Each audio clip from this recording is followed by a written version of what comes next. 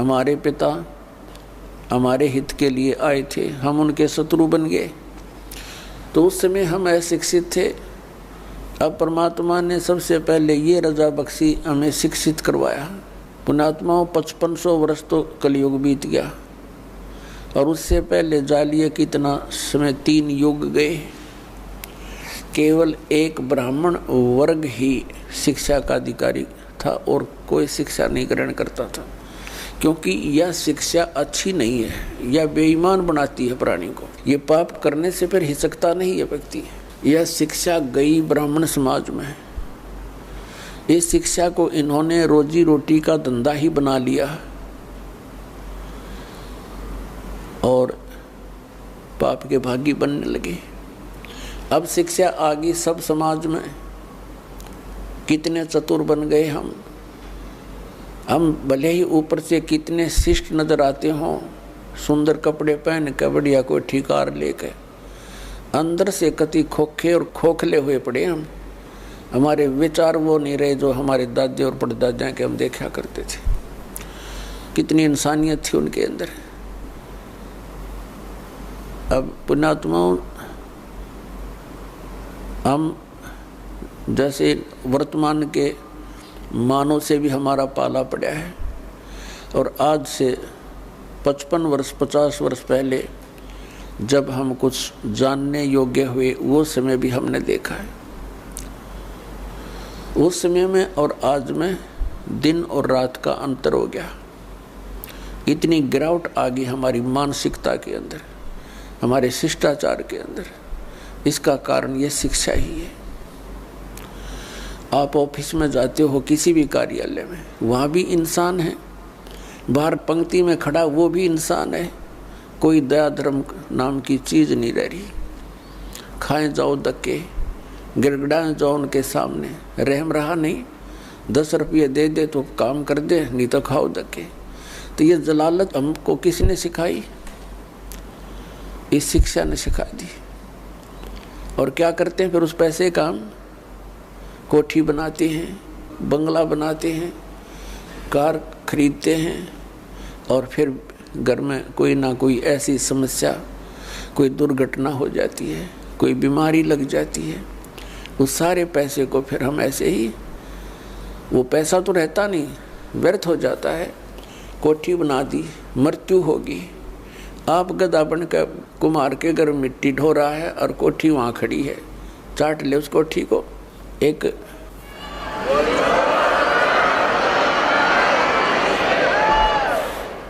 तो पुण्यात्माओं, इस ज्ञान से हम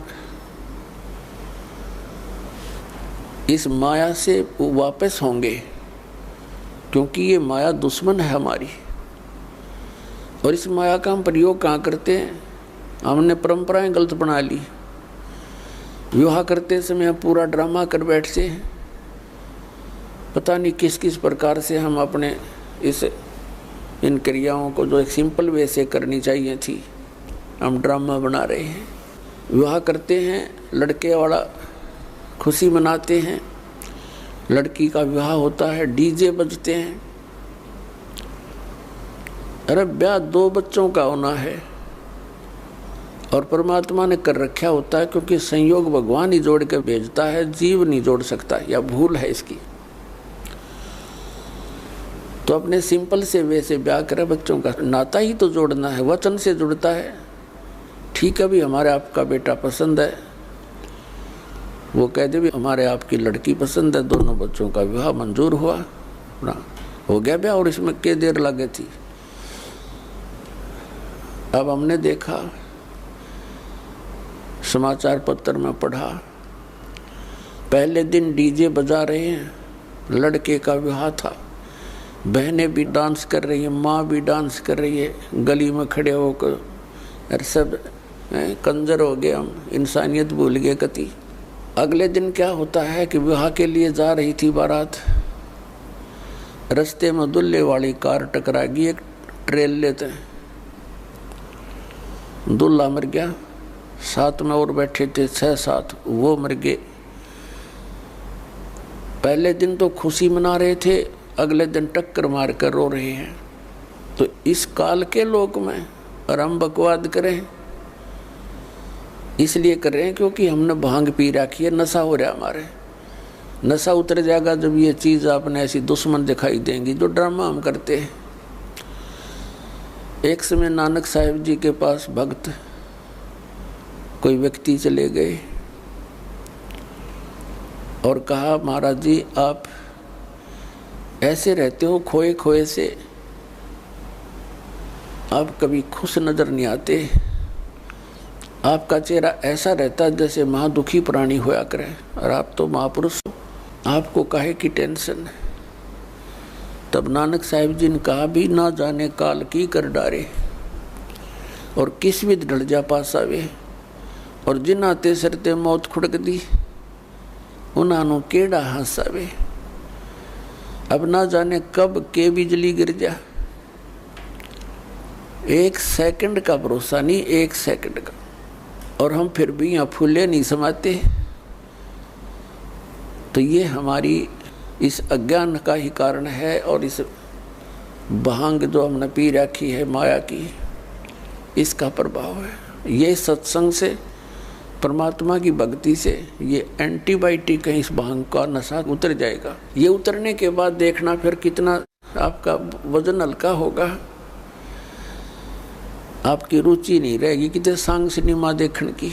आप ना सोचोगे क्यों समय बर्बाद किया, या तो मालिक की चर्चा चलेगी, या सत्संग सुनने दिल करेगा, या फिर अपनी सुबह शाम दोपहर की क्रियाएं, और फिर मंत्र दिन में इतना बिजी शेड्यूल हो जाएगा आपका, बकवाद करने का समय कौन मिला है। और कभी समय मिलेगा तो रुचि नहीं बन सकती है, क्योंकि आत्मा स्वीकार करे नहीं, बहुत दिन हो गए इसने ये बकवाद करती ने, इसका कुछ भी हाथ नहीं लगा।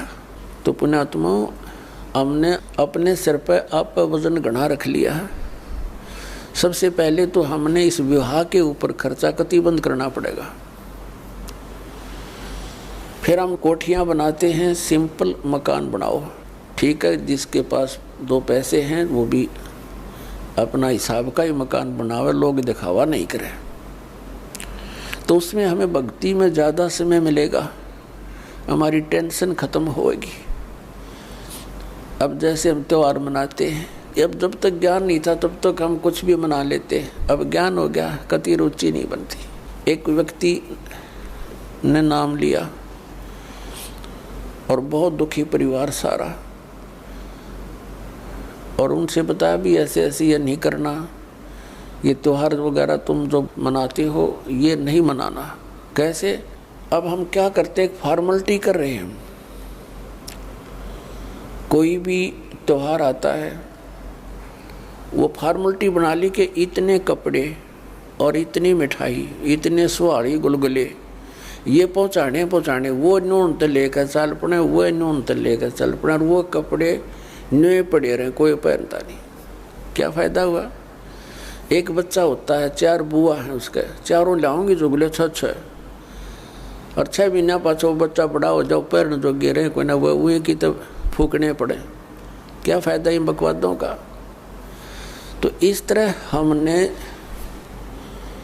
इन सभी क्रियाओं को इन ज्ञान विचार से समझकर फिर इनसे उल्टा हटना है। और ज्ञान बिना तो हम फिर देख लकीर पीट ही रहे हैं, वो नहीं पीटनी फिर हमने, हम बालक नहीं रहे, क्योंकि ज्ञान हो गया, हमने परमात्मा का नाम मिल गया, यहाँ का पता लग गया क्या स्थिति है। तो इस प्रकार हमने इन क्रियाओं से वापस होना है। फिर नानक साहिब जी से पूछा कि हे भगवान, क्या आप कभी भी खुश नहीं होते? तब उन्होंने कहा कि साध मिलने साढ़े शादी होंदी और बिछड़ दें दिलगिरी वे, अख दे नानक सुनो जहाना मुश्किल हाल फकीरी वे। साध मिले साढ़े शादी होंदी, भक्तों से हमारा मिलन होता है। मेरे बच्चे जो मेरे शिष्य हैं ये मेरे पास आ जाते हैं सत्संग के समय, तो हमारे एक विशेष खुशी होती है। हमारे यह शादी है, ये विवाह है हमारा, आत्मा का विवाह परमात्मा से होता है। कहते साध मिलें साढ़े शादी होंदी और विछड़ दें दिलगिरी वे, जब ये यहाँ से सत्संग सुनकर जाते हैं तब मुझे फिर उदासी छा जाती है। क्यों छा जाती है? कि ये बच्चे परमात्मा के हंस इस ज्ञान से कुछ परिचित हुए हैं और अब ये जा रहे हैं उन लोगों के बीच में जो परमात्मा के ज्ञान से अपरिचित हैं, और कहीं ये बच्चे अपना नियम भंग करके और उन लोगों के विचारों को सुनकर अपनी दिशा ना बदल लें, ये नाम से वंचित ना हो जाए। और जब ये वापस आ जाते हैं एज इट इज, तो मुझे खुशी होती है कि मेरी फसल में कीड़ा नहीं लगा। तो कहते हैं साध मिलें सट सादी होंदी और बीच छुट जा दिलगिरी वे, अख दे नानक सुनो जहाना या मुश्किल हाल फकीरी वे। ये भक्ति बहुत मुश्किल बना दी इन अज्ञानी संतों और महंतों, आचार्यों और शंकराचार्यों ने। परमात्मा से दूर कर दिया हमारे को, तत्व ज्ञान रहा नहीं, सदग्रंथों का ज्ञान हम तक पहुंचा नहीं, लोक वेद बना करके हमारे को ऐसे दंत कथाएं सुनाती जिनका कहीं कोई सिर पैर नहीं।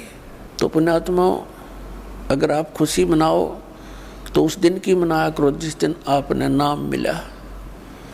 कबीर साहब कहते हैं जिस दिन सतगुरु भेंटिया 100 दिन लेख जान, और बाकी जन्म गंवा दिया बिना गुरु के नाम। जिस दिन आपको उपदेश मिल गया, आपका वो जीवन मनुष्य का उस दिन से जन्म समझ लेना। उससे पहले आपका मनुष्य जीवन नहीं था, लेकिन शरीर बेसिक मनुष्य का था।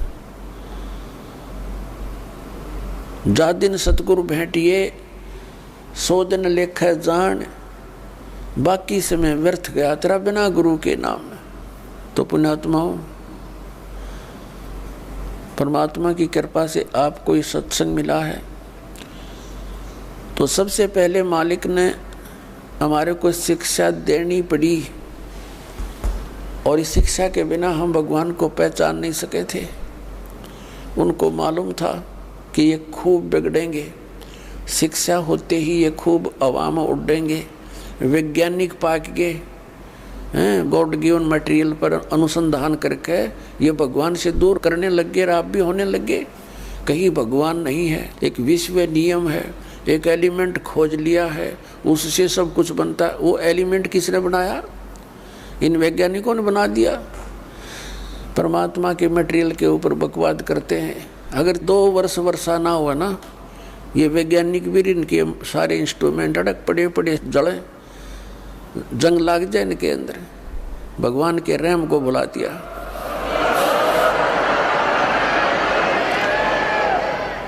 भगवान से कोसों दूर कर दिया हमारे को, और क्या बनाया इन्होंने? परमाणु बम बना लिया अपना नाश करने के लिए। है तेरा गजब भाई। और पुण्यात्माओं, ये इंटरनेट और ये प्रोजेक्टर, टेलीविज़न, ये परमात्मा का दिया हुआ ज्ञान है, जीव सत्र का नहीं है। कि किसी का भूल हो कि मनुष्य बना दे ये ऐसे आइटम। परमात्मा कबीर जी ने उनको बुद्धि देकर के ये बनवाया है। और किस लिए? आज के दिन के लिए, इस समय के लिए, कि एक जगह मेरा ज्ञान चला करेगा, करोड़ों बच्चे मेरे एक टाइम पर सुना करेंगे और प्रत्यक्ष प्रमाण देखा करेंगे। प्रोजेक्टर बनवा दिए, दास यहाँ दिखाता, आप वहाँ बैठे प्रमाण देख रहे हैं, टीवी के ऊपर देख रहे हैं, घर घर बैठा परमात्मा संदेश भेज रहा है।